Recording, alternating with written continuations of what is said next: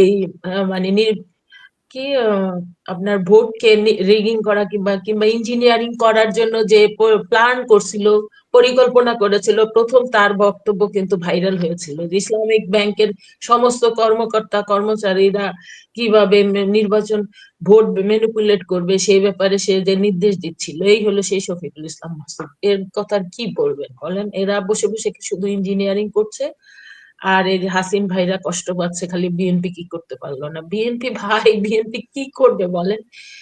BNP 17 বছর অত্যাচারিত হলো, নির্যাতিত হলো। ভাই বললেন বিএনপির কোন নেতা মরে না, নেতা মরে সাধারণ মানুষ। নেতা মরে নাই। ইলিয়াস আলীর মতো এত যোগ্য, দক্ষ, এত আমি তো ইলিয়াস ভাই একজন সহযোদ্ধা, আমাকে নিজের বোনের মতো মনে করতেন এবং আমিও ওনাকে নিজের ভাইয়ের মতো মনে করতাম।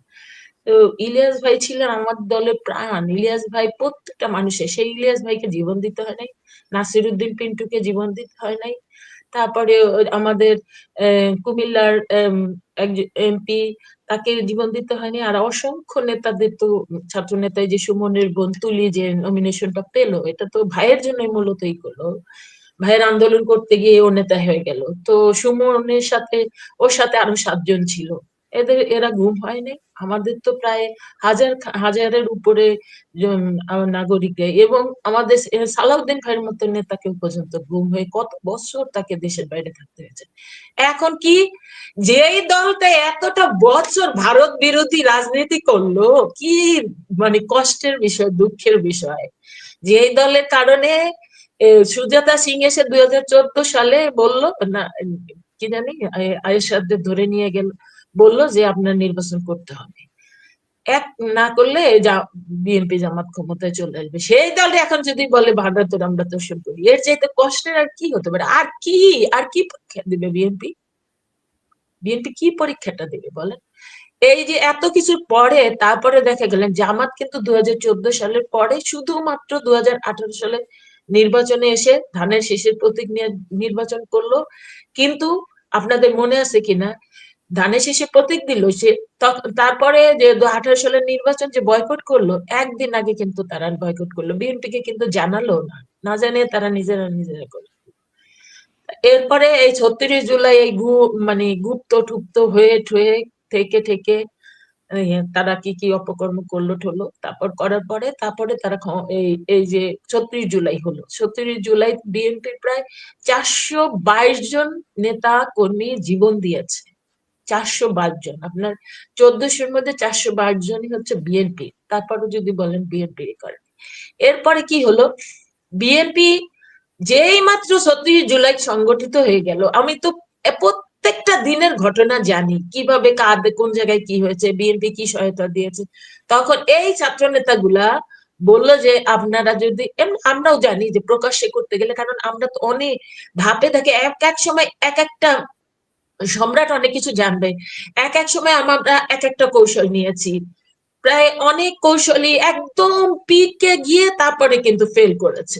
লাস্ট আমরা এই কৌশল নিলাম যে এবারে আন্দোলনে আমরা পেছনে থেকে যত দেওয়া দরকার, সাপোর্ট দেওয়া দরকার তাই করব। সেটাই সেইভাবে কিন্তু তাদের বিভিন্ন হসপিটাল গুলা, আমরা কিন্তু এটা অনেকেই জানেন, হসপিটাল গুলার আমরা উন্মুক্ত করে দিলাম, সেখানে যত ইকোনমিক্যাল সাপোর্ট দরকার সেই সাপোর্ট দেওয়া হলো, এই করলো। তারপরে এই কৌশল করে যখন 36 জুলাই হলো, ও মা, তাদের কি কথা, আওয়ামী লীগরা বিদায় করছি, এবার বিএনপিরও বিদায় করবো। যেই বিএনপি 17 বছর নির্যাতিত হয়েছে, যেই বিএনপির নেত্রী, দেশনেত্রী বেগম খালেদা জিয়াকে মানে এত অনেস্ট এবং এত বড় মাপের একজন মানে দেশপ্রেমিক নেত্রী, সেই নেত্রী কেউ পর্যন্ত জেলে যেতে হলো 75-76 বছর বয়সে। আমাদের এক চেয়ারম্যানকে নির্যাতিত হতে হলো, মেরুদণ্ড ভেঙে দেওয়া হলো। এই যে ভাই বললেন তারেক রহমানকে কে কি করবেন, ভাই সবকিছু এই চোখে দেখা, সবকিছু সাক্ষী আমি, আর কেউ। আপনারা হয়তোবা, আমি ওই টক শোতে কম আসি দেখে চেনেন না, কিন্তু আমি ইডেন কলেজের ভিপি ছিলাম, আমি ছাত্র দলের ভাইস প্রেসিডেন্ট ছিলাম, আমি এমপি ছিলাম, আমি মাদারীপুর জেলার সাধারণ সম্পাদক ছিলাম, মহিলা দলের সিনিয়র জয়েন্ট সেক্রেটারি। প্রত্যেকটা 40 বছরের প্রত্যেকটা দিনের ঘটনা আমি বলতে পারবো, কারণ আমি একজন মাঠ কর্মী। তো আমি তো সব জানি। 111 আপনারা আমাদের চেয়ারম্যানকে নিয়ে কি কি নির্যাতনটা করা হয়েছে। এবং আমার মনে আছে উনি যেদিন ওনাকে ইসে গেলেন, লন্ডনে গেলেন, মানে উনি তো এমনি এমনি যান নাই, উনি তো যেতে চান নাই, ওনাকে তো সব জানি। ওনাকে কিন্তু প্রথম দিকে এই মঈনুদ্দিন ফখরুদ্দিনরা চেষ্টা করেছিল মানে এই হাসিনার মতো বের করে মানে দিবে, কিন্তু আমাদের দেশনেত্রী বেগম খালেদা জিয়া এবং আমাদের চেয়ারম্যান তারা কিন্তু বেঁকে বসলেন না, আমরা কোনো অন্যায় করি নাই, এই দেশ ছেড়ে আমরা যাব না। ঠিক ম্যাডাম যেরকম বলেছেন আমাদের চেয়ারম্যানও কিন্তু একই কথা বলছেন যে এই দেশই আমার ঠিকানা, এই দেশ ছেড়ে যাব না। পরে ওনাকে নির্যাতন করলো, উপর থেকে ফেলে দেওয়া হলো, ওনাকে তো মেরেই ফেলতো উনি।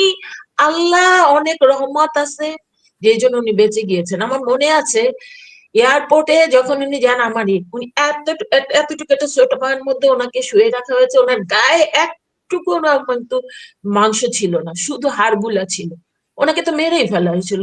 তো ওনার জীবন যে কতটা থ্রেড এর মধ্যে ওনাকে পার করতে হয়েছে, সেই এরশাদের আমল থেকে শুরু হয়েছে, তাও বলবো না, আমি বলবো যে মুক্তিযুদ্ধের সময় থেকেই শুরু হয়েছে ওনাদের উপরে নির্যাতন। সেই নির্যাতন এখনো বয়ে বেড়াচ্ছে। তো এখন তারপরে আমরা কি করে বিশ্বাস করি